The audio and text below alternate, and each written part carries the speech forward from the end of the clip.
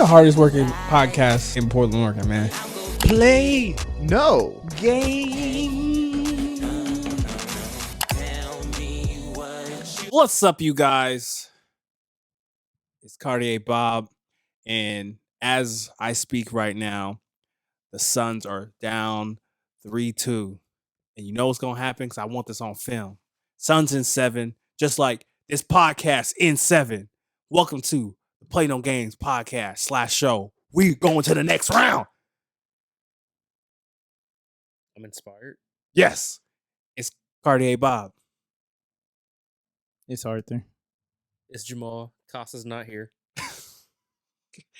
You could be here and Costa could be here as well. It's just worked out that way. That too. If you like what we're doing, like, comment, subscribe, hit the bell. It really does help because it gets us in the algorithm. And then most importantly, we want the money, but if you just add a like, drop a subscribe, a comment, that actually goes a long way. Before we get started, $ Hero Bob. Donate, Cash App. Cash App. Cash App. Hopefully Cash App gets some glitches. And Don't disrespect the app, bro. No, I'm not disrespecting the app. I'm just saying glitches. I love it. There should be some glitches into a certain account, $ Hero Bob, but that's all I'm saying, but anywho, our favorite segment, What's up, y'all? It's that Play No Game segment in your ear. Ew. Fuck. Oh my God. It's like one of those little radio drops back in the day. Exactly. It can be positive, You're right, negative, you're informative. It can be anything you wanted today. Whoa. Ew. All you gotta say is we ready to play no games about this. Robert. I literally went first last episode. Are we doing that again? Nah, J-Mac. What's up with it? All right. What's up, y'all? Ew, fuck. Right Who now, are y'all? we playing no game. Let's go. Talk to him, man. All right. You in a smooth sound, All right. J-Mac. We gonna see what the people say who had the best one. Hey, get a close up. All right, smooth, man. Go ahead. No, I'm done with mine. No, you're I'm not. about to get serious so quick. Okay. Right now, I am playing. No, for real. Like all joke aside, like this week I was reflecting on life, and I want to play no games about failures. I think it's okay to fail, but the more important thing about failure is how do you bounce back from that failure? How do you treat that failure? Are you going to sulk? Or are you going to say, you know what? Hey, I learned from my mistakes. How can I get better? For me, the context of that was really just work because I kept messing up, in my head internally, like, hey, I'm not doing this right. I need to figure this out. So I was like, how can I ensure that I don't have this feeling again? So I'm like, I'm going to roll in some different boot camps to learn a certain skill set because I don't like that feeling of failure. It had me thinking about Giannis too. He's talking about like, failure isn't like real, like a real thing in sports. And at first I was like, you know what? I don't agree with that because some of our greats would be like, you know what? This season was a wash. We didn't play well. We didn't win a championship, but I think that mentality is so wrong because the media has ingrained in our minds that if you don't win a championship, you're not a great player. It's a failed season. And I don't agree with that. At the end of the day, only one team can win, right? So, to Giannis's point, you're taking steps to succeed, and it's how you bounce back from that failure. So, I'm playing the games about failure. I think I listened to that interview, and it was dope for me because he really forced people to think of things differently, right? He's like, life is not about wins and losses. It's wins and like come close, and so you keep working to win. And it's like, I think we've slowly started to transition to that mentality of like win mentality, right? I think a lot of people are like understanding the process of quote unquote winning outside of sports. Because I think so many people take it in context of actually deliberately like, oh yeah, we won a championship, or we won the race or we won this, and it's like those are just moments of opportunity for you to get better, regardless if you win or not, right? So whoever wins the championship this year, you got to still go back to the gym to get better to try and win it again next year. So it's not like Can't be complacent. you can't be complacent on quote unquote victories in life, because it's still a learning lesson. It's a learning lesson for some of the things you did right, some of the things that you did wrong and succeeded in. So you still just got to keep pushing forward for that. That's dope. So And winning is so short term too, though, because you talk to players and you talk to like people like in business fields, and it's like, yeah, I got a raise. I'm waiting for the next one now, though.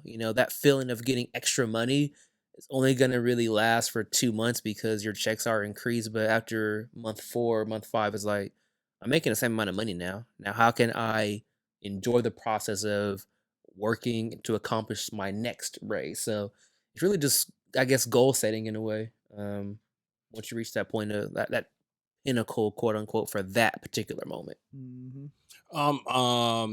I think if Giannis was in the league just maybe like a couple of years earlier, I probably would have been a Giannis fan over a KD fan, because after Rasheed Wallace retired, I needed another person to follow.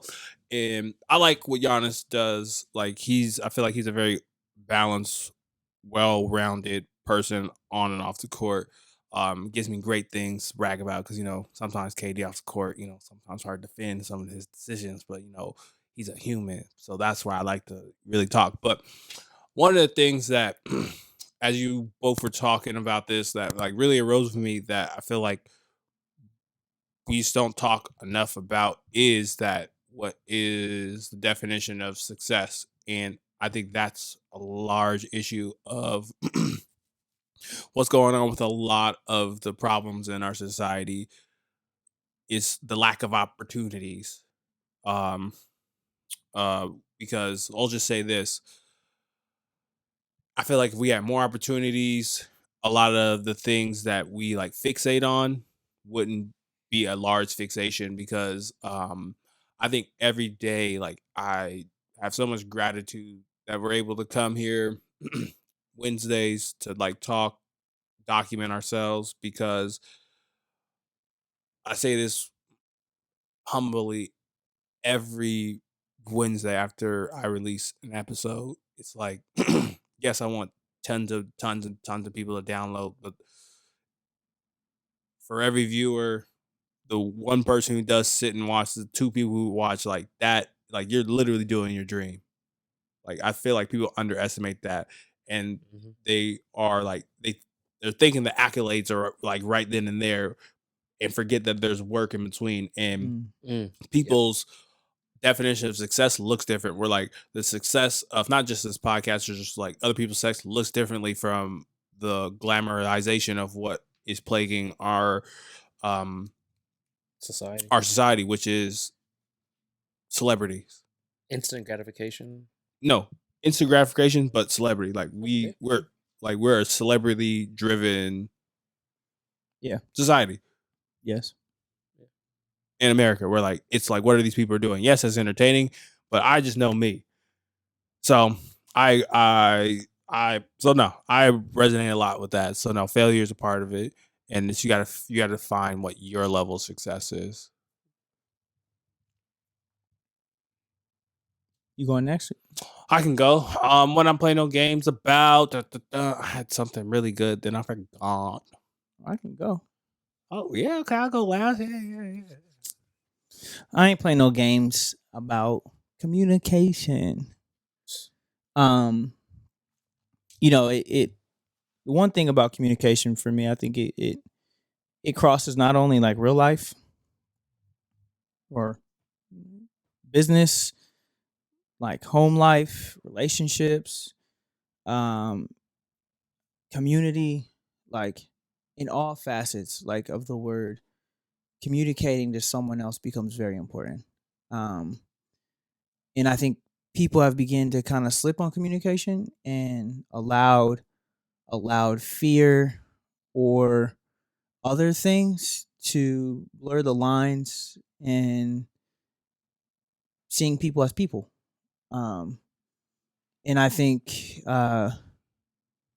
it's something that like society has to continue to try and work on because we're losing it in different facets from youth to adults. I feel like adults communicate worse than youth do, but that's here nor there. That's an interesting take. I feel like, so to me, I feel that youth don't communicate really at all, but when they do communicate to each other, it's clear. When they communicate to adults, it's unclear. But adults communicating to adults, a lot of times it's unclear. Like a lot of people can't figure out how to say things correctly, or they always are offending somebody in some way, or or it's either being taken out of context or whatever the case may be. And I bring an example of in the school building, communicating with other adults about students becomes an issue because sometimes teachers feel like you're trying to like set authority over them, and it's like, yo, I'm talking to you about a student and you're getting upset at me because you feel that I'm trying to set authority over you. No, we're talking about a student here. It's not about me or you. It has nothing to do with you. Like, this is something to do with the student. Like, I don't know. So I just feel that's just one avenue. But even like when you tap into like relationship wise, like I think like heteronormative relationships, like that sense of communication is always blurred because of perspective. So being able to find that middle ground in that sense of communication becomes tough. I don't know. That's just my thought. Yeah, man. That's why I be telling these women, I'm like, you listen to what I say. Oh wow. No, you don't. It's not communicating. That's talking. That's talking. See, I think that's a great point, though. I know you're joking around, but I think a lot of society they like talking. Well, people want to talk just to talk. They don't want to ever like talk to understand and listen to what somebody's saying. It's like I just want to get my point across, and like if you say something that is is perceived combative, I don't like that. So I'm just gonna talk at you, and you're talking at me. But we're not talking to each other. I think that's the thing that gets lost in communication. We're not talking to each other. We're talking at each other. Now that's a clip. No, I'm playing. Hell no! No, but that is real though. Like, no, it's real. People don't communicate. I think communication is it's just so multi-layered. I think you hit on a lot of the points though. With miscommunication, with not wanting to offend somebody, and then just dancing around the topic, and you have all that corporate speak, and it's like, okay, what are you actually saying right now? I'm lost, and things get lost in translation, and then you're pretty much just back to square one. So I agree. Now it's literally with what do you call it? The financial gurus. They're like, all right, this is how you get your money up. You gotta, work DoorDash. And after you work DoorDash, you take $20 and you put that in a CD and then you let that accrue and you take that money, buy bins. Yeah. Rent it out. Uber it. I'm just like, how did we? Oh, you gotta get 12 LLCs at 4 a.m. I'm just like, yeah. Financial gurus would be funny and shit. So. You playing no games about yes? I'm playing no games about. I had to because I had to refresh because I actually saved certain things I play no games about on my phone. But I'm gonna do a natural one and the one I looked up. Well, really quick, the one I looked up, which was funny, was there's like Amazon dude who was delivering a package during like a shoot off, and I was like that. I respect the fuck out of that guy. He went over like the yellow tape and delivered the package and left. I'm surprised. Now, if he was black, dead. But all I'm saying is, I like the dedication. That's hardcore dedication. Which he should have got promoted for that. Exactly. I need him in higher management. He knows how to get his job done. But what I'm really playing no games about is Guardian of the Galaxy 3, Volume 3. Yeah. Oh, you seen it? Spoiler alert! I'm not gonna lie. I heard it was trash. Whoa. They smoking crack. No. Good? Yeah. Fantastic. Okay. James Gunn smoked that, bro. Oh my God. All I have to say is, Guardians of the Galaxy 3 was really good, done tastefully well. A lot of subtitles that I feel like a lot of people missed in that movie with Rocket's character line and then Star-Lord's. And the only thing I want to say is like, you never know what your story is. You just have to keep living your story. Shout out to Rocket. And then one thing I did really enjoy about the movie that I feel like a lot of people will miss with it is there's this like interaction between Star-Lord and Gamora. And like what a lot of people don't understand what happened at the end of the movie between those two is like how to take certain emotions, and I respect the fuck out of what they did with Star-Lord. And I'm holding back because I know the critics might watch it. You're a hater. I'm about to go watch it. I ain't never seen it. I said I heard. Okay, No, that was really good. So it's just like really, really good. It was just really good, like the concept of like how to value a relationship that was lost, and I feel like that was gonna go over people's heads because the Rocket plot line was really good, but how they ended that was perfect. I was like, boom, it made sense. So I'm playing no games about good writing, and my boy Rocket Raccoon. Yeah, he smoked that. Bradley Cooper, A+ job. A+. So what's up? What we on? You know, I was gonna go first, but we're gonna switch it up today. I heard some shit about The Rock. Is he rock bottoming people? You know what's funny? I'm wearing a Rock shirt now. That's what made me think of it. Honestly, what's going on with The Rock? Is he fighting Tyrese? No. Fact Dragon had more facts than me. I just heard a little bit about it. Fact Dragon, or should he introduce it? The Rock is in the middle of a kidnapping lawsuit. What the fuck? He was a part of a scandal that happened with this lady who was trying to put together trying to frame somebody and get like a whole bunch of money, and The Rock was a part of it. And she ended up going, like, police end up finding out, and so now like he's getting sued from the other person. Yeah, it's weird. It's a weird situation. Fact Dragon, help me out, because I need a little more information. Because you better gas up that. Why does The Rock want to kidnap somebody? And he wasn't actually kidnapping somebody. Am I on? Sweet. So The Rock actually didn't kidnap people. There's about 300 defendants in the case, including Home Depot, U.S. Bank, FBI, and I think it was like Child Protective Services, as well as Chris Benoit, who died before the actual alleged incident of kidnapping. So yeah, there's like 27 pages of defendants, and this lady's got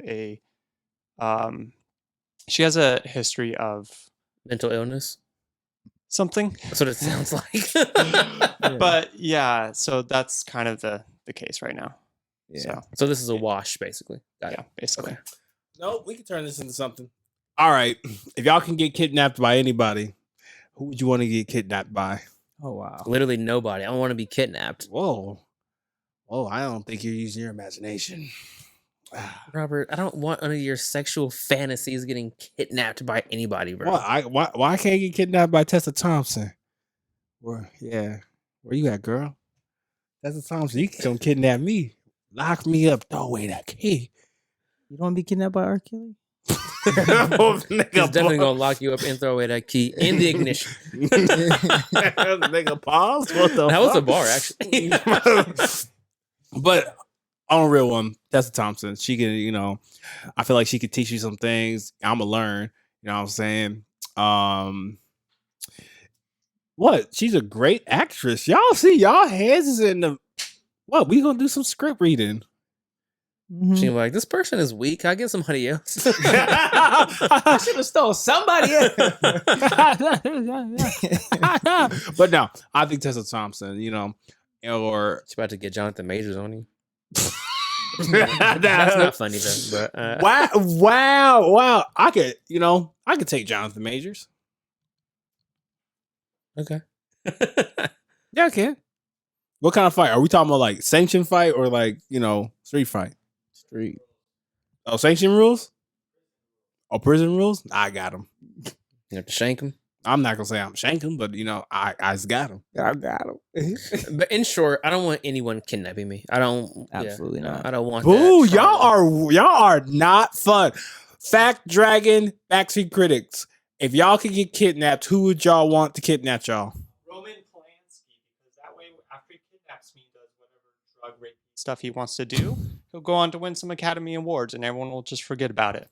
Oh. That's what's important. Oh wow! Oh, shots fired! What's that was dark. I know. What's the fucking island? Epstein Island. Damn. No.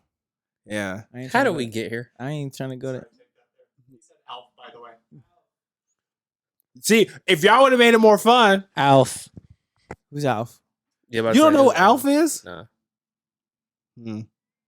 Well, speaking of, we'll change up the topic because these guys aren't fun. I didn't want to be kidnapped. I ain't trying to get kidnapped by anyone. Me as well. And then we got fucking the dark one, the Dark Knight in there. Shit. Fuck. Man. So we'll switch it up. I think we got to talk about this because in the 90s, he definitely was taking over with his crossovers. He took Philly to the championships. AI is back, y'all. So, how y'all feel about this wave of AI that's hitting the country? What do you mean? Just his commercials? Like Chat GBT? Yeah. I ain't talking about that AI. You know what I'm saying? Give you the little hezzy. You know what I'm saying? They definitely set it up like that. I know. Wait, where are you going with this? I know. Finally put two and two together.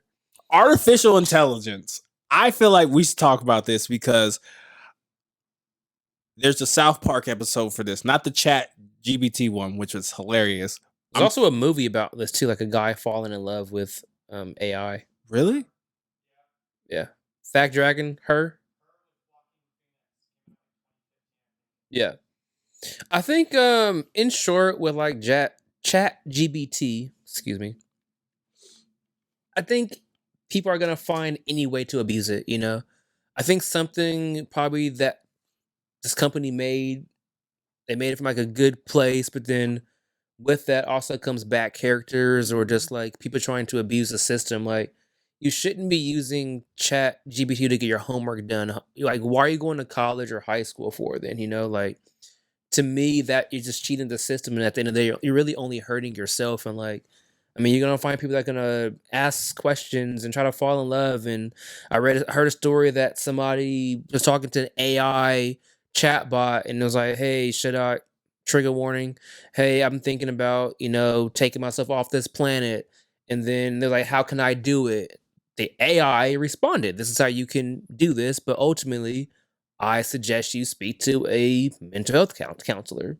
A few months later, he ended up taking himself off the planet, and now the family wants to sue the company that made the chatbot. So it's people will find ways to abuse AI, but I don't think AI is all bad. In short, kind of go there. Snapchat, actually.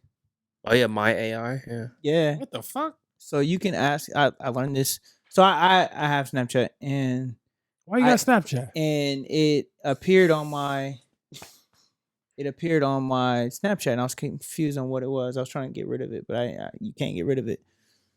But the kids told me that you can ask it any question. It'll answer any question that you want, similar to ChatGPT. Mm-hmm. And she literally asked it to help her solve her math problem, and it solved the math problem and showed her how to do it. And this is in Snapchat. You can download Snapchat for free. So it's like we're at a phase in life where it's in everything that these kids are using. They don't have to do anything. They have all the answers solved. So it's like when we wonder why there's less kids enrolled in school. We wonder why there's more kids doing things illegally. We wonder why idle time, devil's playground. Right? We have all these things that take people from the way of like the importance of school, right? It's because of these systems that we've begin to create that make things easier, like you're saying. I don't have to go learn math anymore. What's that answer? Boom, solved. I don't have to go write a resume anymore. Yeah. I don't know. Solved. Like, they're writing papers on their phone and not have to work. They don't do half the work they're supposed to be doing. They don't learn no skills, no talents. No, it's like it takes everything away. Like, it just, they have outlets and resources for that. But I think our society is also going in that direction to say, like, you know what, we can just teach these people this, teach them hand stuff. I think that's why trades have started to increase again, because it's more physical labor, and it's something that you can physically see and learn how to do. And that's where I think a lot of these kids are. It's something you physically see, YouTube, and learn how to do. Trades. Trades should never gone away, honestly. I mean, it's a great outlet. You can make 80, 90K a year being a plumber, being entry. Yeah, entry level. And people don't see that as glamorous. So they laugh at it. But if I'm bringing home 90K a year off of plumbing and sewage and cleaning roofs and all that, I'm laughing to the bank. You know, I mean, depending on where you live, 90K can get you places. You know, you can have a nice foundation. But because it's not cool, people want to laugh, you know. But I mean, even if you're making 90K and your partner's making another 50K, right? 140K a year. 140K a year is pretty damn well. Like, when you think about it, like, yeah. Taxes. I think also too though, chat. Well, I guess like these AI services are also affecting markets too. The company Absolutely. I used to work for, P.N.G, their stock price went down 40% once the CEO in an earnings call was like, yeah, chat GPT is probably essentially going to replace the service we have, to where we have actually humans answering the question for you and walking you through step by step. But you got to pay $20 a month for that. Versus chat GPT, I'm not sure how much that costs monthly, but if they can just literally, if it's free, I can get on a free service or get on Snapchat and have them do the same exact work in probably less than half the time. That company's kind of over if their bread and butter is, you know, this particular subscription-based service. So it is sad for companies like that have like a good heart. So I worked there for 5 years and it was a great place. So I got friends over there now, and just to hear that AI could potentially destroy, you know, entire companies and entire divisions of, you know, just stock markets and whatnot. It's in that sense, it is a little scary, you know. But no, that's why I kind of wanted to bring it up today, because you know because I know I like peruse the article of like the godfather of AI getting out of Google and like trying to like warn everybody, like, you know, the goddamn robots, John, they're learning. And like I just find it very interesting that, you know, I'm not a stocks and bonds guy, but like when you were saying that, it's just kind of like, yeah, like the market is like reflecting like immediately, because you look at the writer's strike. If you kind of look at certain jobs where like people are now asking the questions like, is my job going to matter in 5 years? And I had to think to myself, like, could I be replaced in the therapy world for a robot? Would you see a robot as a No, because Star Wars Mandalorian. I think also that episode was crazy. I think it kind of goes back to the communication aspects and like the cultural shifts, you know, like with the Gen Zs and like millennials and all that. Yeah. For me, give me a person 10 out of 10 times. I'd rather see a person in any context over doing a chat AI back to back conversation. I don't want to speak to a chat bot. I don't want to do, if I'm calling customer support, I don't want to have to do the phone tree. I just want to speak to somebody that way, because to me it's just much easier and I can get more out of it, because a question might pop up that a bot can't really answer or know how to answer, or it's a canned response that is not really answering my exact question. So I think it's just culturally, ultimately, how people see it. But I think the Waffle Houses would appreciate it, you know, less, you know, block off the kitchen, have that one window, just feed out food,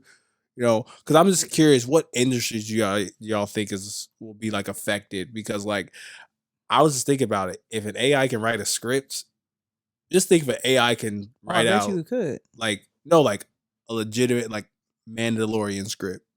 Can I speak to something here? Yeah. So AI is kind of going through a weird phase right now. I don't know if you guys read, but it's been kind of between ChatGPT and some others, basically grabbing articles or books written by other people that you have to pay to read and just pulling that into its own kind of output. Damn. Yeah, same with AI art, which is a massive mess right now because it's just scraping online over Instagram, Pinterest, you name it, out of however many artists, not asking their permission, not paying them for their work. You pay $7 a month or however much, $21 a year or whatever for AI art that's basically just mashed together other people's stuff. There's actually AI art out there where you can actually see the signature in the bottom right, where it's just kind of garbled up. Yeah.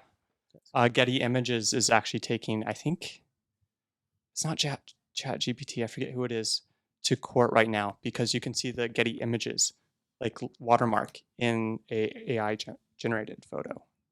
So yeah, I mean, I think there's a ton of copyright issues, as well as the Supreme Court ruled, I think 10 years ago, that computer generated things cannot hold like intellectual property. Like things created by computers can't have like copyright. It's a great point though, because I mean, at the end of the day, like humans are. Sorry. No, I was spot on. I mean, with these I'm not a programmer, but I can imagine like what these chat GPT programmers are doing is, to his point, just scraping from the internet, and not typing everything out themselves, or like trying to have like this human response, trying to make it as human as possible. But I've read, well, somebody gave me like a sample text of conversation, and it's like a human at all. Like none of my friends play. Well, however, you need to actually do this. Like none of my friends talk like that. So it's like, how can you mimic, somebody like that, or mimic someone that speaks urban, without being considered like racist or something like that, So my first experience with ChatGPT was actually at the school I work at. The vice principal he brought it up and showed all the staff and faculty how to use it. He put in specifics, and the more you use it, the better it works, the better it operates. So like you can say, talk like a 13-year-old student reading at a 6th grade reading level, and it will talk like a 13-year-old student reading at a 6th grade reading level, and it'll have that conversation for you. So the more specific you are with it, the better the conversation, the better the thing types out. Like interesting.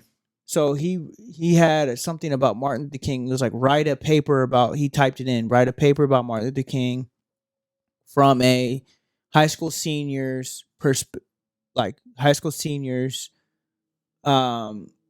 reading level, such, and it literally began to write out a paper about Martin Luther King in ChatGPT. I hate that. And trippy. And then he said, write it from a master's level college student, and it came out with a whole different paper, way longer, way more references, way more like detailed information, like same topic, different perspectives, and it came out with completely different papers. That's why I want to ask y'all, what industries do y'all think are rightfully shook by this? So, I mean, I think a lot.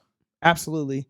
But also think outside of this, when it comes to AI, they've started to push it into restaurants where you see AI serving people things, which they've been doing overseas for the longest time. Oh, most restaurants overseas are automatic anyway. When you go to Japan, in Korea, in places like that, you can literally hit a button, and it makes your food for you within a matter of minutes, and it's all machine operated. There's never nobody there. They just come and clean up or replace something. Yeah, there's a ton of them. So I watch a lot of cooking and food channel shows, and they're saying this one place in Japan, it has like some of the best ramen, and it's like you can customize it. You can add like different buttons or toppings and all that, and you just hit a button. It boils the water. It boils the ramen. And it's self-service. Like all that. So I think we're behind. And I think a lot of people don't Mm. understand, like, when it comes to technology, the US is like years behind a lot of these other countries because Yeah, they no one's wanted doing to, their work. That's why. but a lot of, but I Our think military's up to great, you know, the home of the brave. You know, we know that budget is nasty. that's where all our money goes to. Exactly. So yeah, That's the problem. I'm convinced we have a force field, and the country's gonna try us, and we're gonna So we American have, force field. so I guess there's, I don't know if this is true. Fact Dragon, check me. There's a satellite that we've built that's in space that can pinpoint any missile, rocket, or anything shot in the sky, and it can shoot it down. U.S. has created this satellite, and I don't know if that's completely true. That's what I've read in previous years. But yeah, it's something crazy. That's wild. Fact check me on that force field. One of the things that you You must be thinking about South Park. That's why. no, I'm definitely think okay. But So that sounds definitely made up. we thought that with cloning. Okay, I'm pretty sure we have cloning technology already. We have jetpacks. Aliens. I think it's arrogant for us to think that we're the only life forms. We haven't. But aliens don't look like we think that like aliens look at, like Roger from American Dad. Like aliens don't look like that. They look I like agree. something vastly different, probably. I agree. I think alien. Ooh, about to eat that was an alien. But I mean, when you think about cloning, right? Like in that aspect, you talk about cloning. I feel that extraterrestrial life forms can change and manipulate life as we know it, and they literally could be walking around on Earth.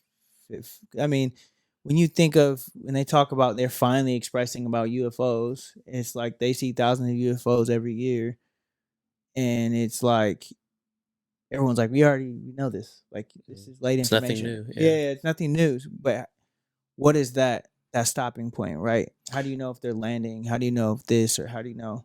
Okay, theory. The aliens we are seeing are the alien fuck ups, where they're like, "Come on, Derek, get with the job." And the ones that are being Dropped seen off. are the fucked, are the ones who can't get it together, the ones who are being spotted. They're like, you fucked up. Here, go. You gotta imagine some aliens are dumb, right? You Yeah, know, of they're course, not smart. of course. But actually, one more thing I want to bring up about AI that it was like brought up today because I was listening to like the Breakfast Club, which because like I'm in the I don't say I'm not in the middle, but like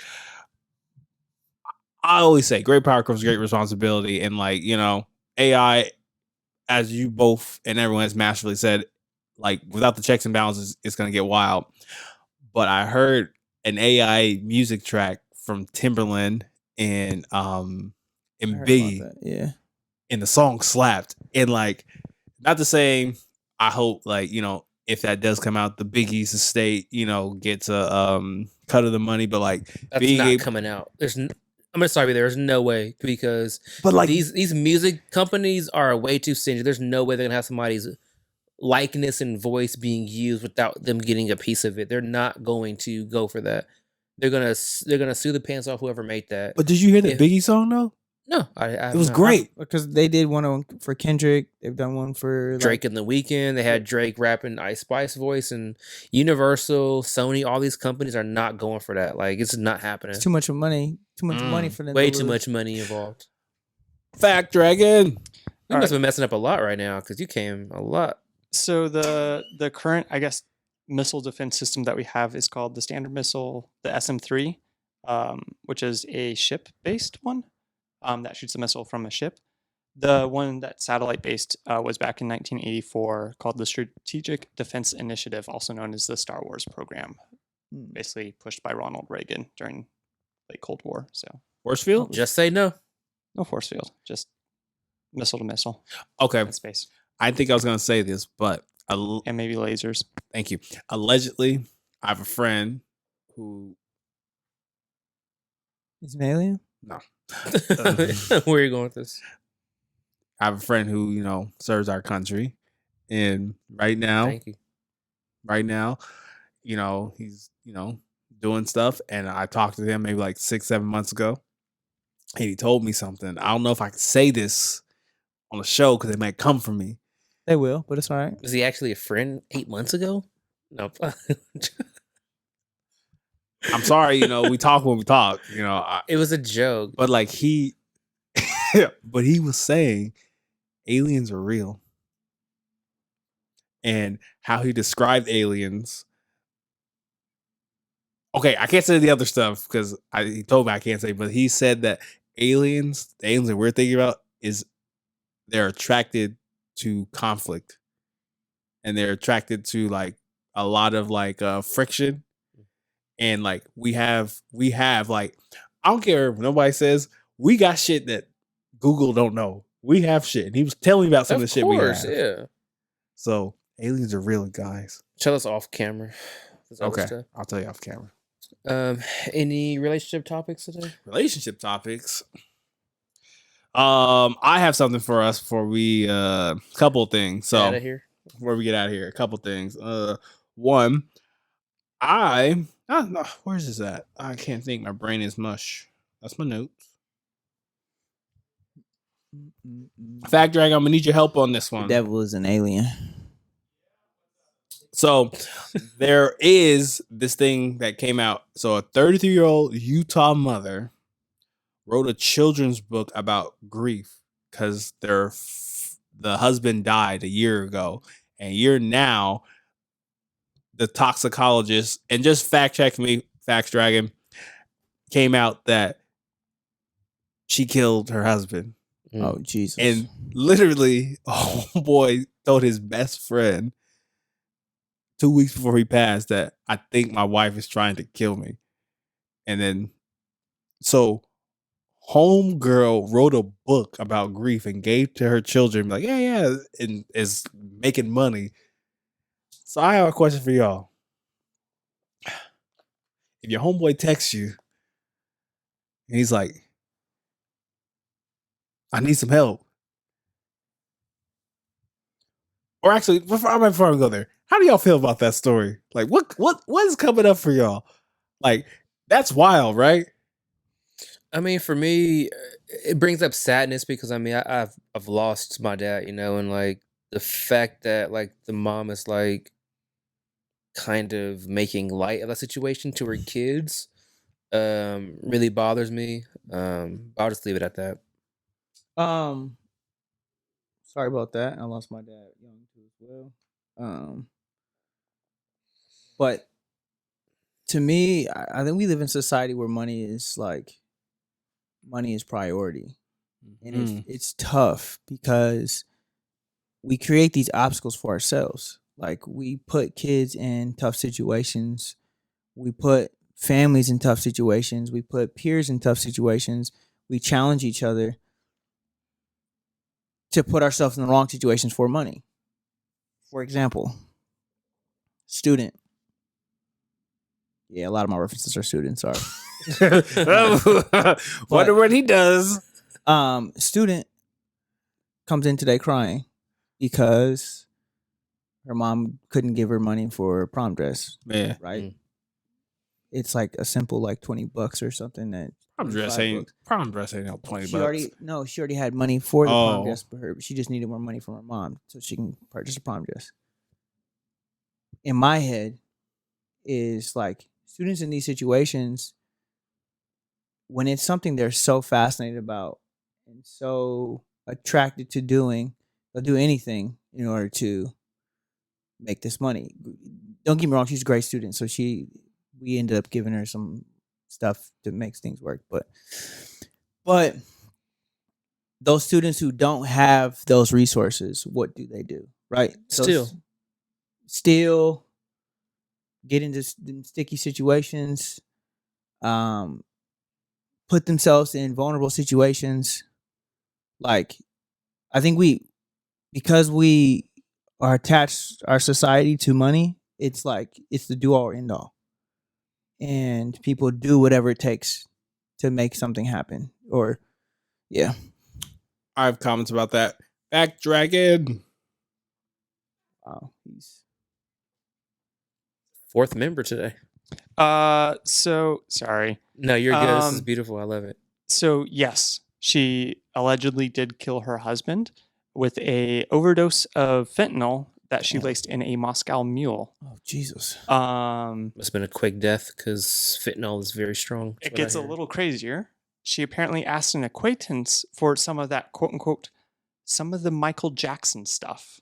I like referencing, Michael Jackson's overdose, and the acquaintance got her a dozens of fentanyl pills, and now she's under arrest. Jesus Christ.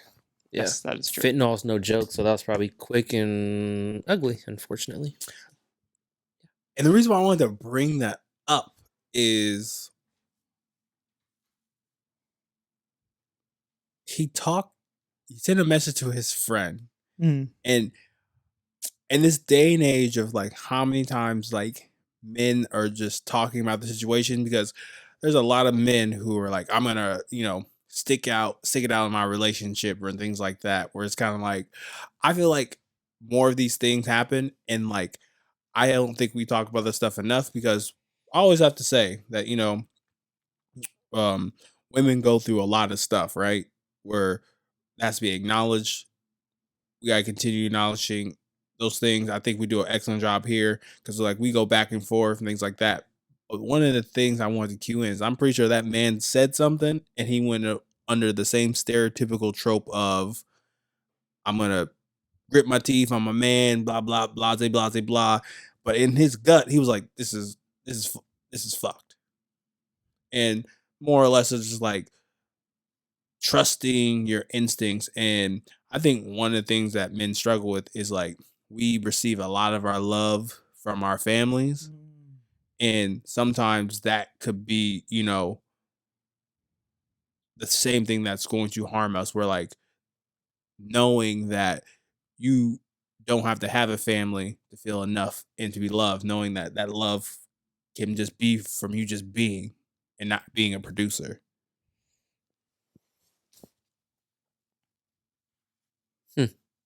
So I have to agree to that, because I feel that pressure in society forces men to recognize love in that fashion in which you speak of as a provider. So the only way we see love is when we're providing, instead of just being able to see ourselves in that aspect. But that's deep though. Reaching out to a friend, letting a friend know what is going on, knows that he's checked into what he's around. But I think it goes back to a question we asked a while ago. If your friend is asking for help, are you going to help them? And I think we asked this on the episode a while ago, so it was something like that. Oh. I do feel conflicted in your both of you guys' answers. That's fair. In one sense, yes, I understand, like, at home is where you should feel the most love, right? And if you're providing and being that quote unquote man, your wife is going to, hey, love on you, physically, spiritually, mentally, blah blah blah. The other thing I'm thinking about is like the friend. Like the guy must have been very vulnerable, right? To say, hey, I think my wife is trying to kill me, right? And that's a very scary place to be in. I can only imagine, right? I wonder how the friend took that, and you said the guy just sticking it out. I mean, I guess that's what we're thinking about, and how we're like the scenario we're playing in our head. But if I send a message like that, like, hey, I think Mark's trying to kill me, for me, I feel conflicted because I wouldn't just want to stick it out because my life is on the line at that point. So it's like, I don't know if I can stick it out like that if I have that gut feeling that she's trying to take me out, and reach out to my friend. I imagine I'm at a low point, and I would hope it's a real friend to give me a good enough response like, hey man, stay with me for a little bit, or I don't know. We'll try to work this out, but work it out from a distance and not really be around her. But again, that's probably that's hindsight 2020 probably. Yeah, this is definitely a hindsight. This is a tough conversation because I don't know the answer or how to even approach this. No, likewise, like forever for people who's listening to, like, you know, I'm not this prolific, I have the answer type of person because I even. What do you mean by that? Oh, same either. Okay, yeah. I'm gonna beat Robert in basketball. Yeah.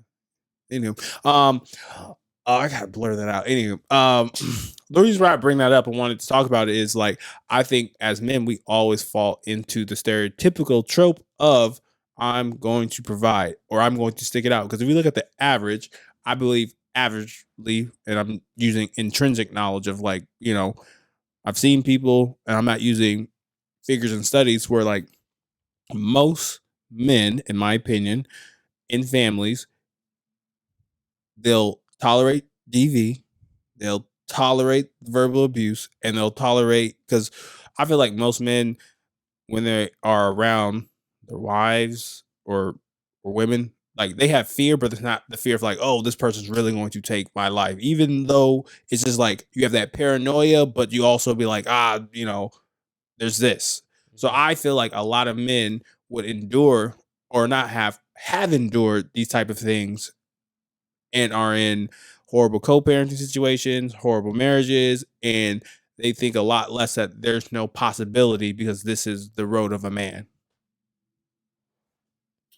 Yeah, I don't know. This question, it's tough to talk about honestly, and really kind of dive into because there's so many. It's very nuanced, you know. Very. Because my mind is really stuck on the fact that she ended up killing him, rather than like what he was. I wouldn't say what he was going through like mentally, but like it's just very hard to kind of like separate these pieces out. Yeah, I'm stuck honestly. I don't even want to talk anymore. I'm stuck. I don't know. Hey, she wrote a book about it. She cold. That's sick. That's a whole nother level. So and of that's sick, and so that's for me where I begin the starting process of all of this, right? Like motive, right? Why are these things happening? Why is she doing this? Why is she going around that strategy? And for me, it comes, like I said at the beginning, money, like that idea and concept of what money is and what maybe this person possibly wants. Allegedly, this is my opinion. Again, like, so coming from my background and knowledge, like sociologically, I'm thinking of actions, right? What is the actions that created the situation that has now been reflected, right? Wait, do we know why she killed him? Because I think that would probably give us more insight before we just start, I guess, just talking about the psychology aspect and like the financial piece. Because I think that is going to be huge. Like, did he cheat on her? You know, did he step out on her? I cheat on you, so I'm now. I mean, to put 1 + 1. I mean, 1 + 1 isn't 3, but sometimes women go to that extreme where it's like, or people in general, it's like, this person cheated on me, so I don't know how to respond to this. So my only answer is I'm going to kill them. You know how many people have done this before though? Like, this isn't a new story where they get cheated on. I see what you're But saying. I think the new piece of that though is the book, right? Like it's like I feel like it's protecting her kids though, right? Opposite of OJ type of situation. But right? I think it's her trying to protect her kids though. From what? From her being a monster. She's like, oh no, this is all assumption. Oh, your dad passed. You know, I want to protect you guys from knowing the real story. We're grieving together. Let me write a book to help you guys get through this process of your dad not being here. So when it goes back to what you said before, she is really sick. Yeah, she's sick. Absolutely. But what is the motive, right? So if I'm going to kill somebody and write a book about it, there's motive behind that. Even if it is to brainwash these kids, because ultimately that's what you're doing. If you're not telling them the truth, you're brainwashing them. So when you come back to that, you look at motive and say, well, dang, sociologically, motive to me is brainwashing my kids with some foundational something out of it. Fact Jack is going to give us some insight into this. All right, so it's kind of weird. Apparently, he knew for a few years that she was trying to poison him. Damn. That makes it even worse. All of his immediate family knew. He said apparently that he's an idiot. If anything happened to him, she was to blame. One of Eric's sisters, Eric's the guy who was poisoned, informed police that he had called her during her vacation in Greece a few years earlier, before he was killed, and he had become violently ill after consuming a drink his wife had given him, and he thought the wife was to blame. But do we know why, though? Like, this is Eric, the guy that was poisoned, held a joint life insurance policy with a business partner. Corey, the wife, logged into the two men's life insurance only months before the husband's death and changed it to where she was the sole beneficiary. The men were notified of the changes and they changed it back, and Corey was not aware. Wait. Corey's the wife? Corey's the wife. So, yes, it is about money. Wait. Inspector AJ! Go, catch it, nigga. We live in a society that's driven by money. Money makes people do the root of all evil. She's been trying to kill him for over 2 years.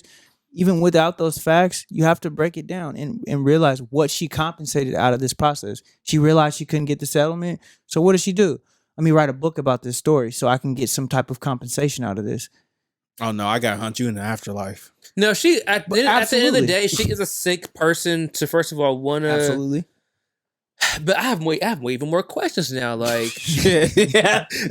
Like, was he... How am I trying to blame him for... But, like... He's an idiot to me.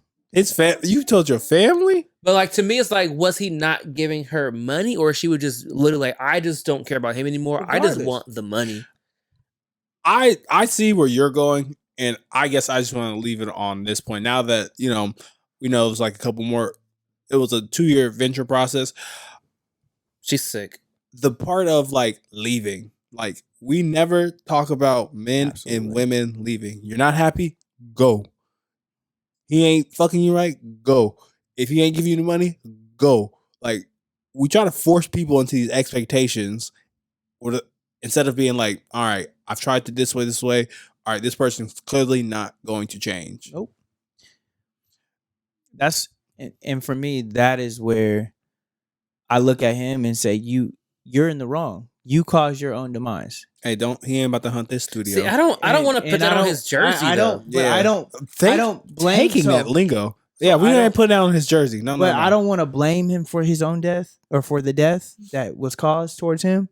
But if you know years ahead of time, you telling everybody but yourself. Bro, love makes you do crazy things. Absolutely, it does. But you're telling everybody but yourself. You have to think about, I'm telling everybody but myself, but I don't want to believe it. Love isn't logical, though. It is not logical. So you can't think logically. But at the end of the day, you've been in the hospital already for this same situation. Then you tell everybody, look, I think she's trying to kill me. Then you tell your family, I think she's trying to kill me. Tell your homeboy, I think she's trying to kill me. So if your wife says, I'm going to fix you tonight, how are you going to feel? Well, no, it's not that simple. Love is not logical. You can't think logically when love is not a straightforward line. Love is it's linear. It's touch and go. Yes, this is actually going to be the clip, y'all. There's no right or wrong answer for love. Girls and guys get cheated on every single day, and they go back every single day. I know some niggas. Girl, leave him alone. I just can't do it for X, Y, and Z reason. The kids, to your point, the sex, all that stuff. Like people will put up with a lot for love, but love will get you killed. Geared to die trying.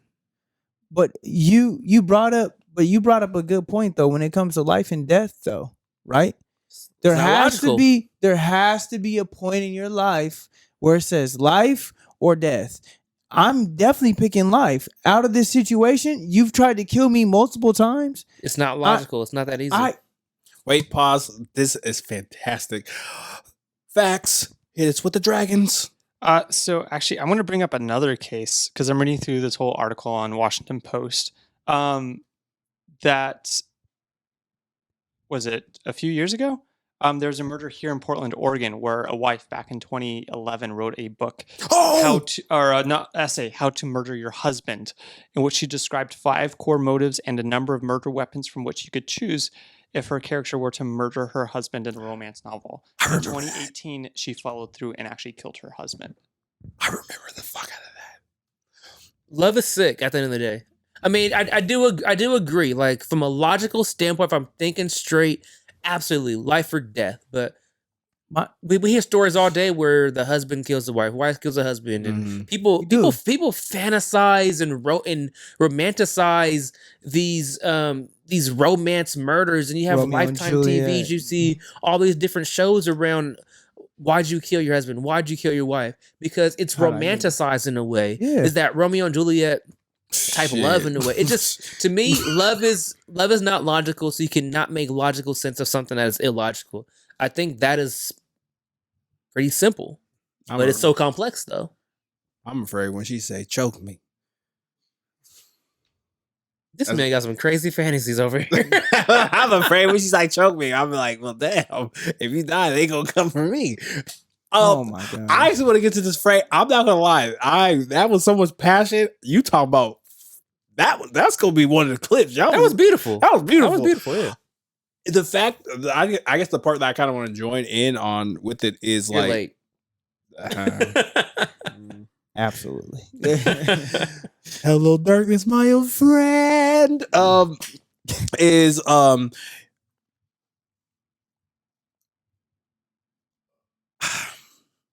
J Mac. 3 Tech Bob. J Mac, bro. Mm-hmm. You know you my guy, bro. Mm-hmm.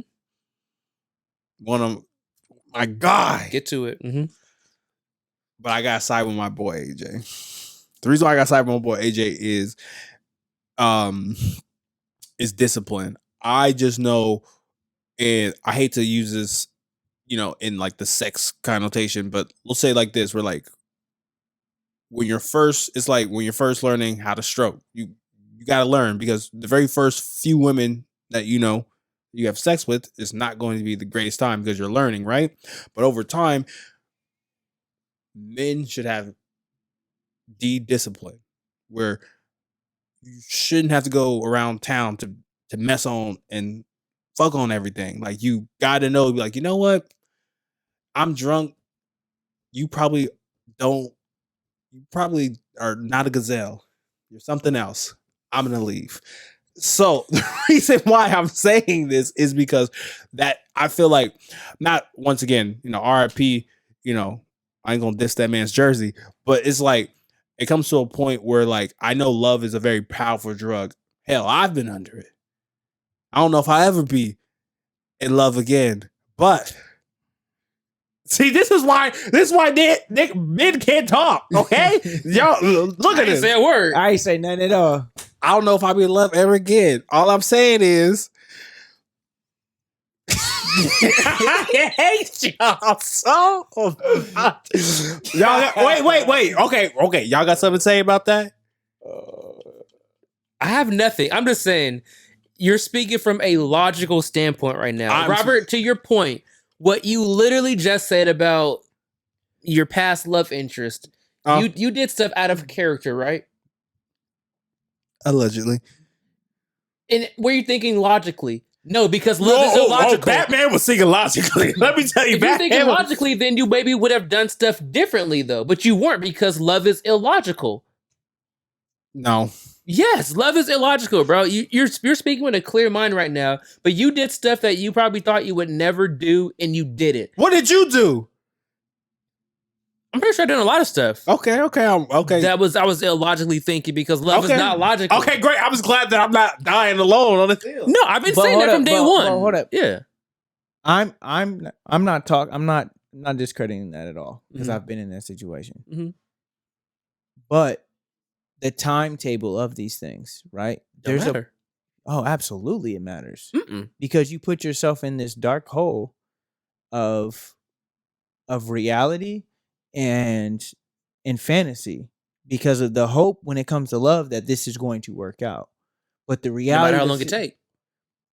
The reality of the situation is, if you have the consciousness to let everybody else around you know, what is going on, you have the awareness of actually what is going Get him, on. AJ. Get him, AJ. Get him, AJ. So listen.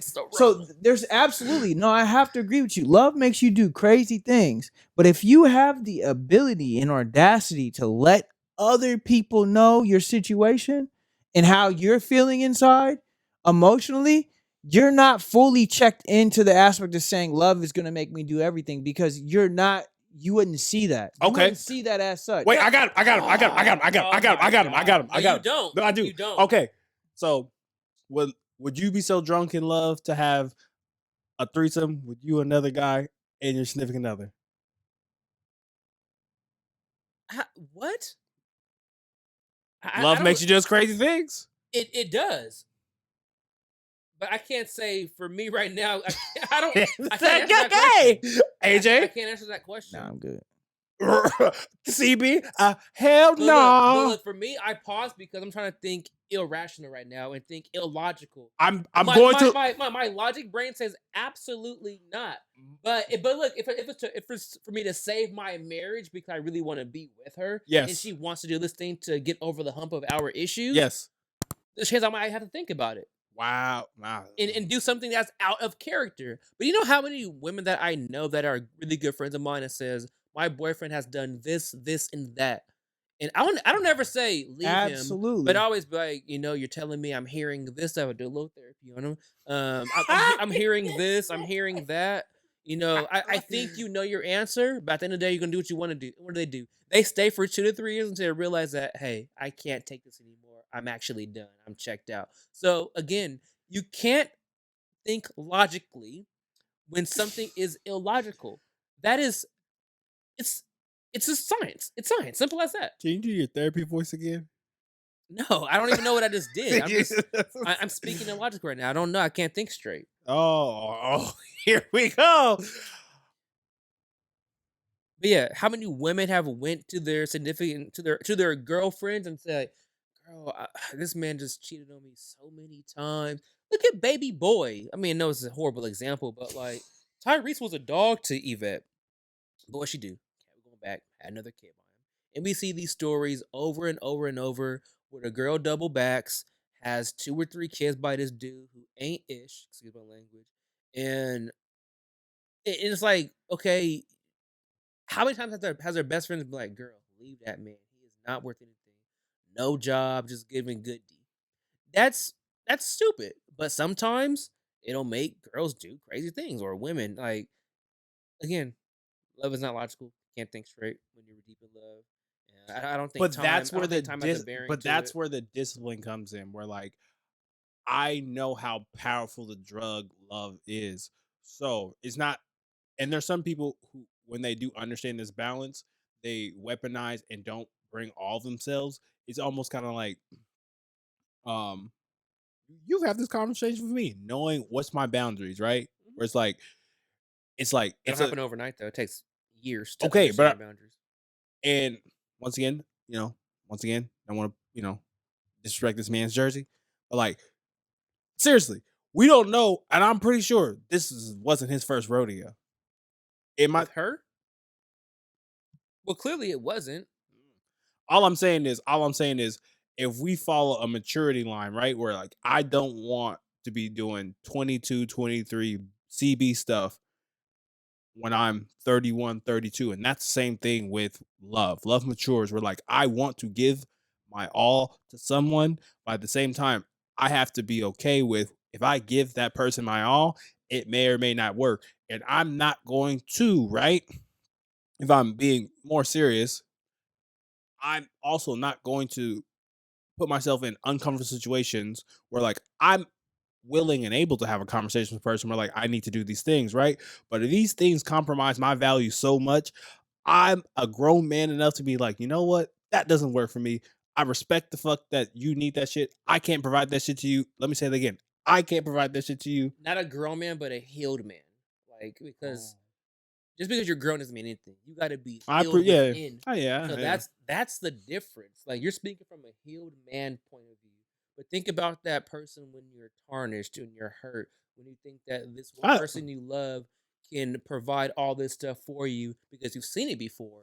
You just want to get it back. Okay, what can I do to get that love back? So you stay and you stay and you stay. But that's coming from a broken person. But when you're healed, as you were saying, not the grown man piece. I'm spitting facts. Dang. Narcissism. Whatever. You move accordingly and act accordingly when you're healed and done working. So you talk like a man that's been in therapy. That's the difference.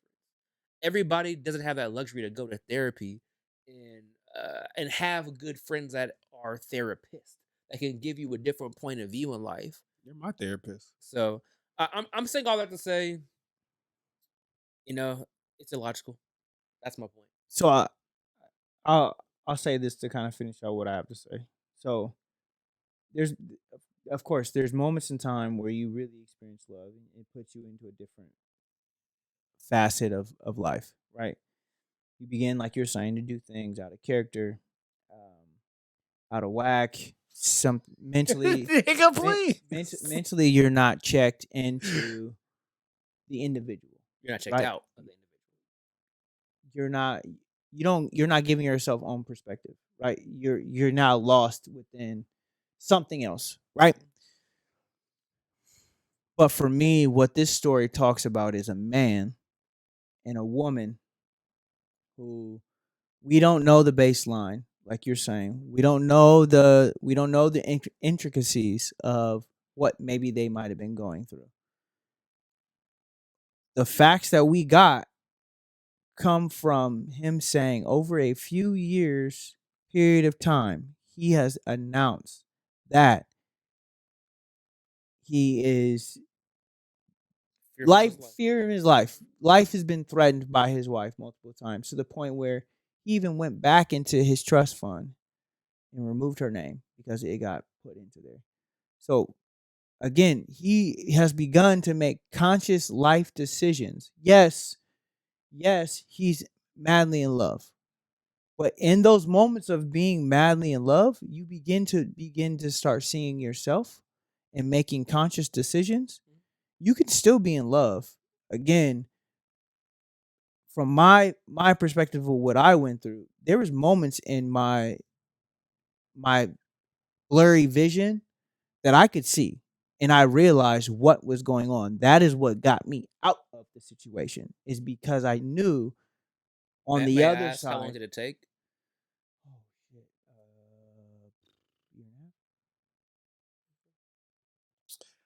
Man.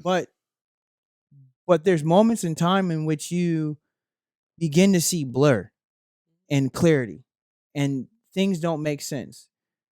I don't know why I got truly sick, but I think it's my wife. That is a sense of clarity to me.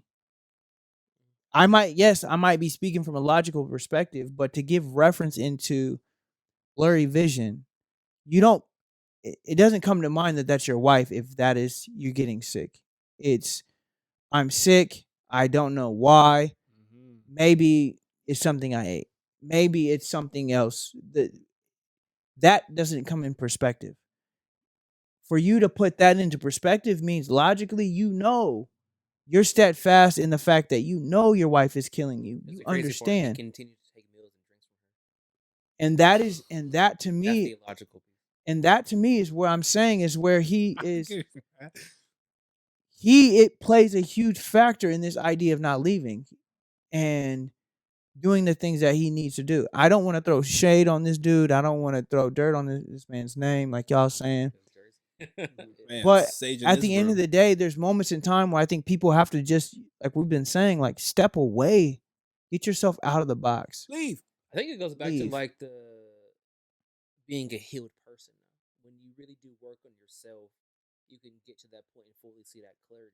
I'm assuming that's why you left after a year and a half, though, because you finally like, I can't take this anymore. I've done work on assumptions. I've done work on myself, and it's time for me to go. But I think we could talk about this all day. Absolutely. I don't want. We took a lot of time up. No, this was y'all make me want to do another relationship dynamics. This one, I was fired up. I was like, shit. I think this is a beautiful conversation though, because I mean we got two different perspectives on it. Yeah. Well, thank you. That was great dialogue. Absolutely. Yeah. We all love each other. We didn't have to cuss each other out. J Mac made some interesting gestures towards me, but I think, each week our friendship is always on the fringe. Sometimes I'm like, does he like me? Does he not like me? Who knows? He keeps showing up. But Love is illogical. you thought you see what we did there? But no, I really appreciate that. I'm not gonna lie, y'all gotta be fired up. Like these great are dialogue. Yeah, this is like the conversations I wish people have on the regular. Because it was spirited and it was like holistic. Because you gotta think about this. Because I think, to wrap things up, because I feel like what we've all collectively all been talking about is like, as this current Western American culture, like our idea of what we think success and fulfillment is this money thing. But literally, we got the most spirited, the most debating when we were talking about love. And Absolutely. if people do not see that matters, because your money can go away, your status can go away, but your pride and how you love on things will always be there. So, you know, great episode. Have fun with you. CB, this has been a phenomenal episode. I want to pass it to our guy. Close this out.